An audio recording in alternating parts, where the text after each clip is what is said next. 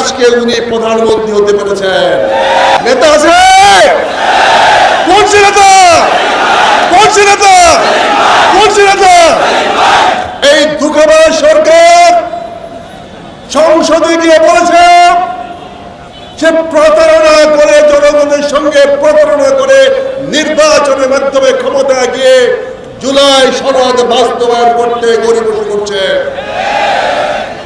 তারেক রহমান, আপনি ইতিমধ্যেই গুপ্ত প্রধানমন্ত্রী হয়ে গেছেন।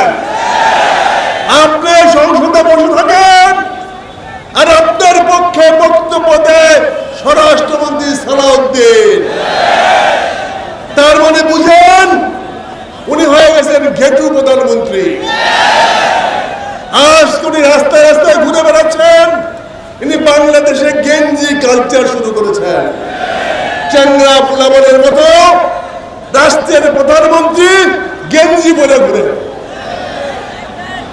এটা তো বাংলাদেশের পোশাক নয়, এটা তো ইসলামিক পোশাক নয়।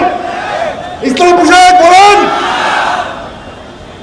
অথচ আমাদের প্রধানমন্ত্রী শহীদ রাষ্ট্রপতি জিয়া সন্তান, যিনি বাংলাদেশের স্বাধীনতা এনেছেন, দেশমাতা খালেদা জিয়া যিনি গণতন্ত্রকে বাস্তবায়িত করেছেন, উনার পুত্র প্রধানমন্ত্রী চ্যাংরা ছেলেদের মতো রাস্তায় ঘুরে বেড়ায়।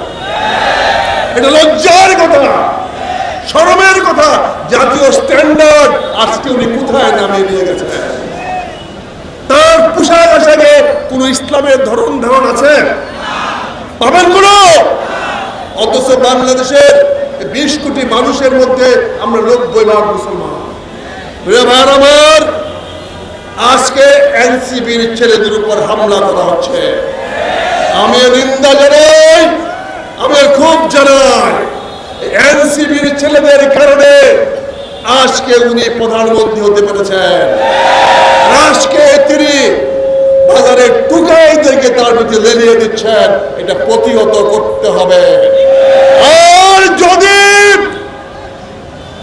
জুলাই যোদ্ধাদের উপরে কোনো হাত উঠে, সেই কালো হাত ভেঙে দিতে হবে।